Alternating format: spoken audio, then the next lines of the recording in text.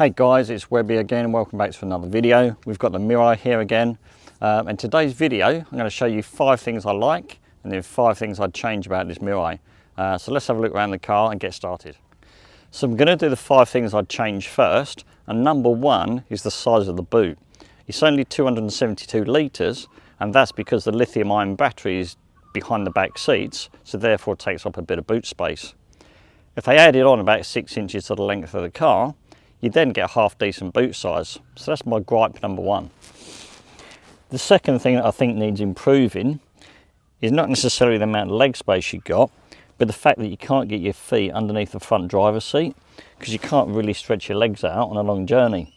But again, if the car was a little bit longer, like I mentioned a minute ago, not only would you get a bit more leg room, you could stretch your legs out a bit further too. So the other 3 things I would change about this car are all in the front.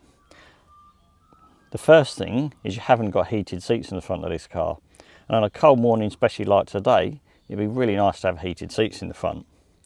The second thing I'd like to see would be a panoramic sunroof, but I don't know whether that's more down to adding weight to the car, because I guess this is quite a heavy car anyway. So maybe that's more of a design thing, I'm not too sure, but it'd be nice to have a sunroof. And the third thing, or the last thing out of the 5, is this little pad here, just down by the centre armrest. It's got this nice sort of grippy texture, but in other countries this little pad here is actually a wireless charging pad for your phone, and your phone sits really neatly here and it's exactly the same shape as the little pad. But if they made it a charging pad, then it would double up as a charger as well as somewhere to put your phone. So that's my 5th thing, probably minor stuff, but yeah, just little things I'd change about this car. So that's 5 things that I would change about the Mirai. But let's go back to now, the 5 things I absolutely love about it. And the first thing is the styling. I absolutely love the front end styling of this car. I think it looks fantastic from the back. I think the Toyota designers have got this absolutely bang on. I think it's a fantastic looking car. The second thing I really like are the seats. They're super comfortable, and I love this sort of synthetic leather. It's nice and soft and feels really comfortable to sit on. So yeah, for me, the next best thing is the seats. The third thing I like about this car is the 14 speaker JBL hi-fi system. I really do like a good sound system in a car, just to sort of get the good amount of bass and treble and everything. And this car really delivers. It's got a fantastic system in it. Every song I've played while driving around has been absolutely superb.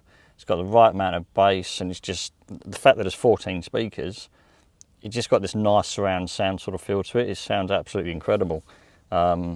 It's surprising that Toyota have done such a good job of it, really, because, you know, this isn't a mass production car. This is kind of a very niche car.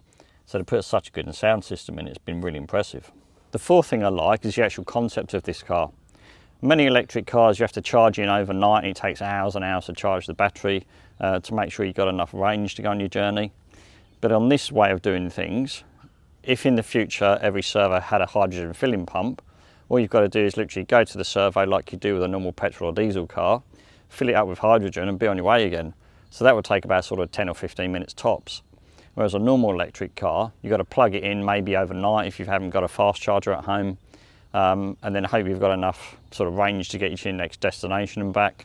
Whereas this sort of idea of doing it, I think would be a much better solution. Whether it ever gets off the ground as a mass production, I don't know. Because at the minute there's only one place here in Victoria where you can actually fill your car up, and that's at Toyota. So whether other manufacturers get on board, I don't know. I know Hyundai is getting on board with it as well, but it really needs to sort of be a big mass thing for it to actually get anywhere. So I'm fingers crossed it does, because I think it's a great concept. And the last thing I like about the Toyota Mirai is the way it drives. I love how silent it is when it's gliding along the road in fully electric mode. I love the fact that the steering's well weighted, it handles really well. A lot of electric cars, you can really feel the weight of the batteries, because the batteries are all under the floor, and they've got a much bigger battery system. Because the battery system is much smaller in this Mirai, you don't necessarily feel the extra weight. So that obviously helps you feel much more nimble when you're driving along. And more, it's not a driver's car, it's a family sedan. But you know, you could sort of like go and have a nice enjoyable drive without noticing the extra effect of the weight of the batteries. It's just a nice sort of place to be. It's a nice driving experience.